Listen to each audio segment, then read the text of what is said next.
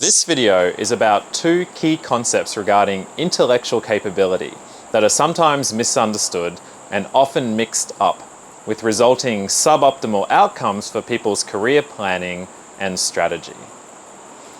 The first is the general concept of intellectual capability and perceptions around what it enables or stops you from doing. The second is the concept of taking into account differences in intellectual capability in strategizing for your career, from day-to-day activities to long-term plans.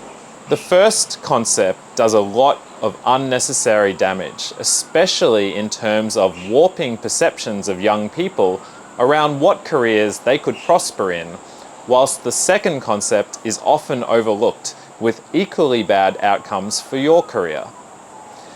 In the rest of this video, I'll give a working definition for one example of intellectual capability, then run through the key details of these two concepts and what they mean for your career. Defining and quantifying intelligence, or even deciding whether you should try to define intelligence, is a hugely problematic topic, and one I'm going to sidestep for this video.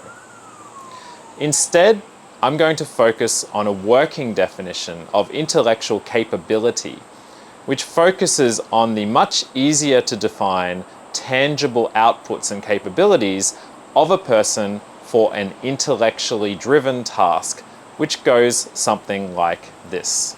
For many types of careers, not just academic ones, a substantial part of the job will involve using your brain to solve challenging problems by creating new ideas for solutions. To use research as an example, you may need to come up with a bunch of ideas for how to solve a problem. To remove the effects of privilege, socioeconomic status, and other confounding factors, imagine a hypothetical scenario where you have a bunch of researchers from similar backgrounds. They've been given a task to learn about a new topic domain which they are all equally unfamiliar with. Their job is to come up with a bunch of ways to solve a challenging, unsolved problem in that domain. They're all given plenty of time to learn about the domain, and any differences in information absorption capability have been recognized and accounted for. Perhaps some people are better reading type learners, whilst others are auditory learners. Everyone's on as level a playing field as possible. That is, apart from their core intellectual capability. How much of that is due or not to genetics is another controversial topic that I definitely can't do justice to in this video and is still the subject of scientific study and debate. When those people go to solve the challenge, there will be substantial variations in their capability to do so. Some will be much faster than others. Some will be far more prolific in generating large numbers of fully feasible potential solutions to investigate. Some will be able to go much deeper into the problem, perceiving and understanding subtle nuances and secondary and tertiary components of the problem. Some will be able to simultaneously consider and reconcile a larger number of conflicting ideas or concepts than others in the group. If you take the speed of working through the problem out of the equation, there will still be variation in how deep and thoroughly different people can explore the problem, no matter how long they're given. This is the particular working definition of intellectual capability I'm using throughout this video. You will often hear the phrase, intelligence is overrated, and there is a lot of truth to that statement, but it does need a little unpacking. Most often, this statement is said in response to an example of someone perhaps widely regarded to be very bright or intelligent, not being able to use that supposed intelligence to succeed at something, whether that is their job, their personal lives, or even just being happy in their lives. A better version of this statement is that intelligence is often not the crucial predictive factor for success at something, because there are often, perhaps usually, other personal characteristics or considerations that have more impact on the outcome than pure intellect.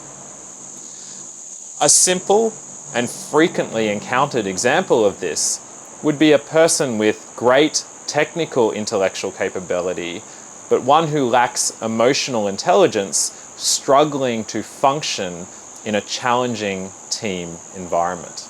Another problematic issue with putting intelligence up on a pedestal is the perception that you need to be a so-called genius to have a successful career and make great contributions in some fields that are regarded as being intellectually intensive.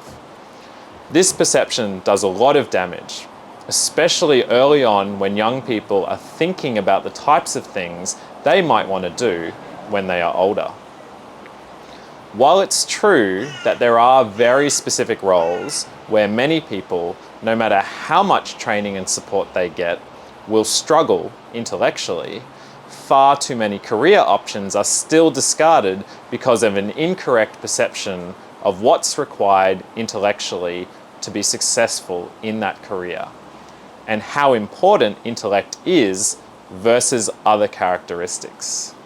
The companion concept to intelligence being overrated is that intellectual capability is often underaccounted for. This concept is often overlooked and frequently confounded with the first concept. Differences in intellectual capability are rarely a showstopper in terms of being able to pursue the career you want. But, and this is a big but, they absolutely should be accounted for if you want to get the best outcomes in your career. To instantiate this with a concrete example, think about the task of grant or proposal writing in academia or other fields. This is a key part of most academic and more senior researcher roles, which consumes a lot of your time and energy. You will often hear academics talk about spending significant time over months or perhaps even years writing a proposal. If you work in a field like robotics, computer vision, or machine learning, you will encounter researchers who have dozens of amazing ideas for new research projects at any one time, and who are able to beautifully articulate these ideas and write wonderfully compelling proposals, sometimes in a ridiculously short period of time.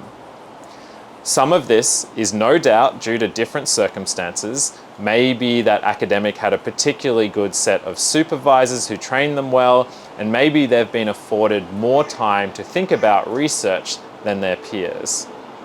But some of those differences are also due to inherent intellectual capability as pertains to this particular set of tasks.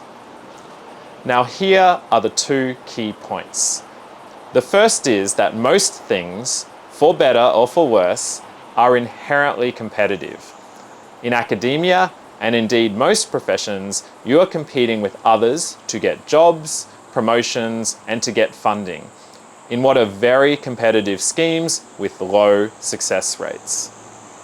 The second and most important point is this: if you are competing against some of these individuals in raw idea generation and exposition in grant proposals, you will get smashed.